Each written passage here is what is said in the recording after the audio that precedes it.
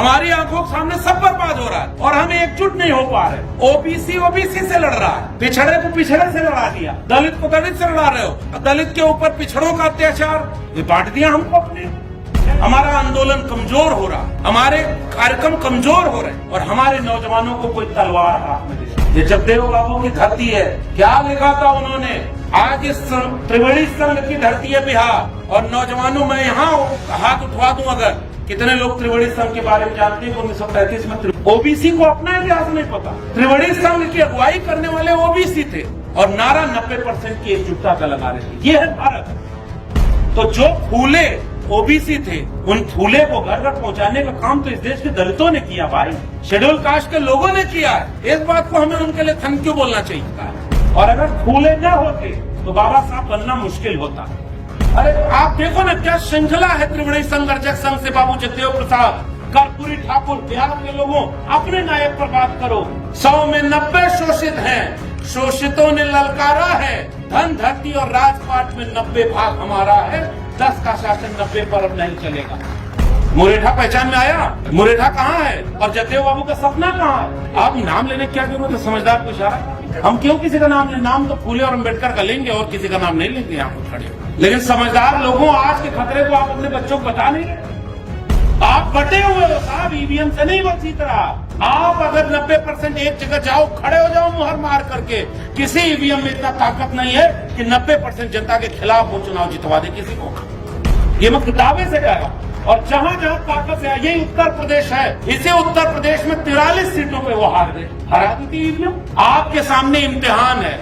आज यादवों के बीच में पेरिया ललित सिंह यादव के बारे में चर्चा कम हो गई। और यादवों को अगर अपनी लाठी में दम लगता है तो अपने से कमजोर पर क्यों चढ़ाना, ताकतवर पर चलाओ, तब भी हम माने कि हाँ आपकी लाठी में दम। तो जिसकी जितनी संख्या भारी उसकी उतनी हिस्सेदारी का नारा इस देश में समाजवादियों और अम्बेडकरवादियों का था।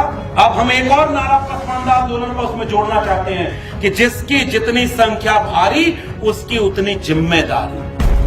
देश भर के विश्वविद्यालयों में एनएफएस हो रहा है, कुलपति बनने में रिजर्वेशन लागू नहीं है। सुप्रीम कोर्ट और हाई कोर्ट में पिछले 10 साल में 78% केवल अपर कास्ट के लोग जज बने। मीडिया में अब स्वयं की रिपोर्ट बताती है कि 121 पदों में एक भी आदिवासी नहीं, एक दलित, 2 ओबीसी। आप हैं कहां और किसके लिए आप आंदोलन सड़क पर कर रहे हैं? जरा हमको दिल पर हाथ रख के बताइए।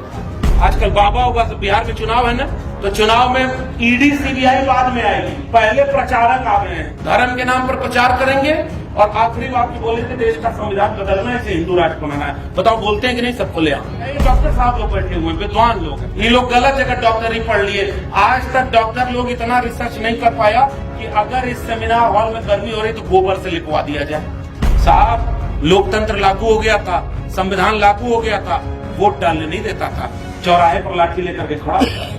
पुराने लोगों बताओ आप गलत कह रहा हूं तो, लाठी लेकर खड़ा हो जाता था, अरे तुम इतना छोटी जात का आदमी, बस में बैठने पर मारता था कि पीछे जाके बैठ, यहाँ कैसे आके हमारे सामने खड़ा हो, खटिया पर बैठ गया तू हमारे सामने। इसी बिहार और उत्तर प्रदेश ने बाबा साहब और फूले बहुत बाद में उत्तर भारत आ पाए, जिसका अफसोस हमें। आरएल चंदापुरी यहाँ ओबीसी का आंदोलन कर रहे थे, बाबा साहब को बुलाते थे। लखनऊ में चंद्रिका प्रसाद जिज्ञासु ओबीसी का आंदोलन करते थे और बाबा साहब को 1948 में गिरफ्तार करने के लिए बुलाए। हमारे नायक तो 90% को जोड़ते गए और बिहार के लोगों 90% को एक करके जब आपको सत्ता मिली तो आपको जंगल राज कह दिया गया। हम कर्पूरी ठाकुर और जगदेव बाबू को याद करते हैं मंडल के साथ, इसलिए क्योंकि हम 90% को एक करना चाहते हैं। और अगर अब की न हम बचा पाए इस बिहार को तो उत्तर प्रदेश नहीं बचेगा, और बिहार और उत्तर प्रदेश नहीं बचा तो ये देश वापस मनुस्मृति मानने वालों के हाथ में चला गया।